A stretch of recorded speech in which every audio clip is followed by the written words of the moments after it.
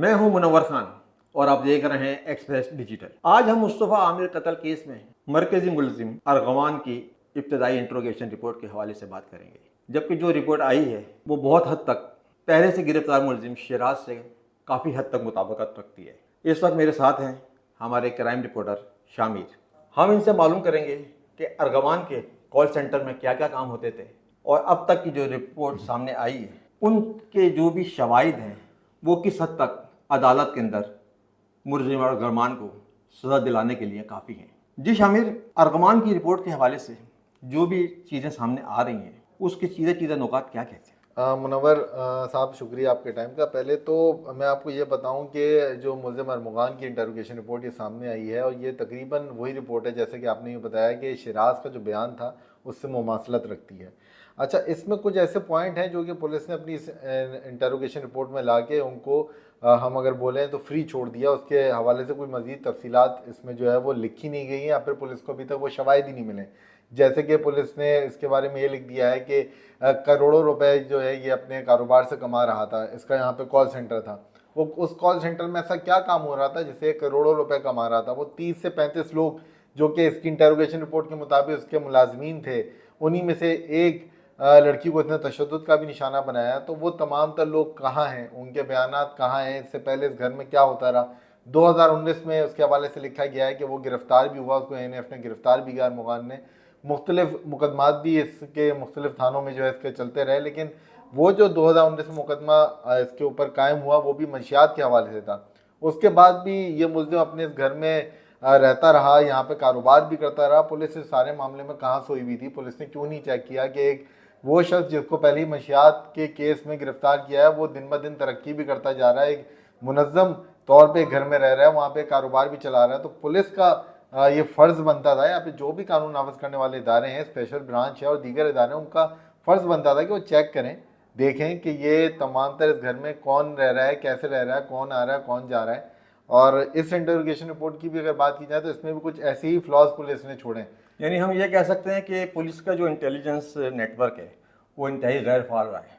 जैसा कि अमूमन किसी भी बड़ी दहशतगर्दी के वाक़े के बाद अफसरान यही बयान देते हैं कि ये वाक़या बड़ा मनसूबाबंदी के तहत किया है, तो जाहिर सी बात है जब कोई दहशतगर्दी करेगा तो मनसूबाबंदी तो करेगा। बिल्कुल उस दौरान जो है वो उनका इंटेलिजेंस नेटवर्क बिल्कुल फेल नज़र आता है। अरगमान ने जब मुस्तफ़ा को अपने घर में तशद्दुद का निशाना बनाया, जो भी कुछ किया, उसके बाद उसको उसी की गाड़ी की डिग्गी में डाल के, जो कि बगैर नंबर प्लेट की थी और फुल टेंटेड गाड़ी थी, सिया शीशे वाली, डिस्ट्रिक्ट साउथ से निकलती है वो गाड़ी रात में, उन्हें कहीं नहीं रोका गया और वो गाड़ी कराची की हुदूद पार करते हुए हब चौकी में दाखिल हो गई। मतलब ये है कि किसी ने भी नहीं रोका। बिल्कुल मुनव्वर साहब, एक बहुत अलार्मिंग सिचुएशन है और एक बहुत बड़ा सवालिया निशान है तमाम तर इदारों पे, सिर्फ पुलिस पे नहीं, तमाम तर इदारों पे, कि किस तरह एक शहर से गाड़ी एक निकल के दूसरी जगह पे पहुंची, उसमें एक ज़ख्मी शख्स जो है वो गाड़ी के अंदर भी डिग्गी में मौजूद रहा।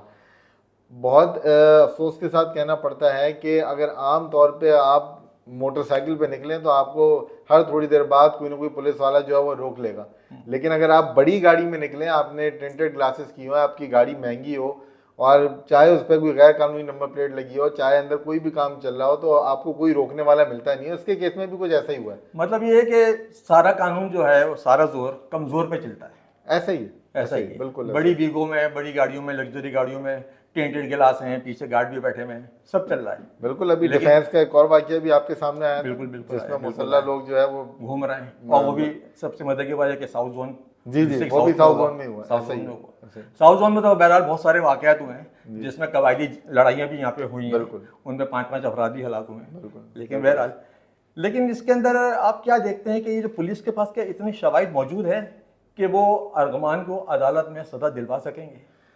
देखिए, ये एक बहुत बड़ा अहम सवाल है। अच्छा, जो शवाहिद अभी तक मिले हैं उसमें तो सबसे जो अहम शवाहिद पुलिस को मिला है वो पुलिस के मुताबिक यही है कि जो खून का धब्बा एक मुलजिम अरगवान के उस फ्लोर से मिला, कालीन से मिला, जो कि मुस्तफ़ा के डीएनए से मैच कर गया। सही।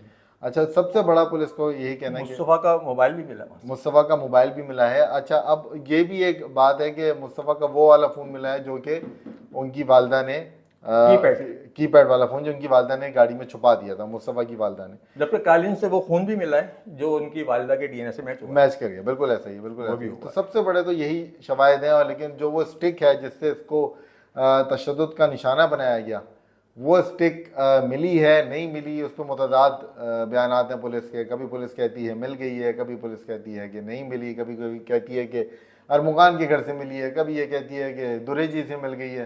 तो पुलिस तो सारे मामले में हमें इतनी उलझी हुई दिख रही है कि जिसका कोई हाल ही नहीं है। आप क्या समझते हैं कि इस केस के अंदर ज़ाहिर सी बात है, इसमें मंशियात के हवाले से भी चीज़ें आई हैं सामने।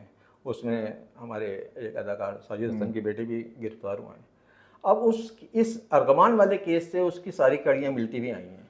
अब इस केस की तफ्तीश के अंदर पुलिस, FIA, एंटी नारकोटिक्स और एक्साइज, ये 3, 4, 5 डिपार्टमेंट आपस में मिल गए हैं जो इसकी तफ्तीश कर रहे हैं। जब किसी केस में 5 इदारे आपस में मिल जाएं और उसकी तफ्तीश हो, तो वो तफ्तीश किस तरह हो जाएगी?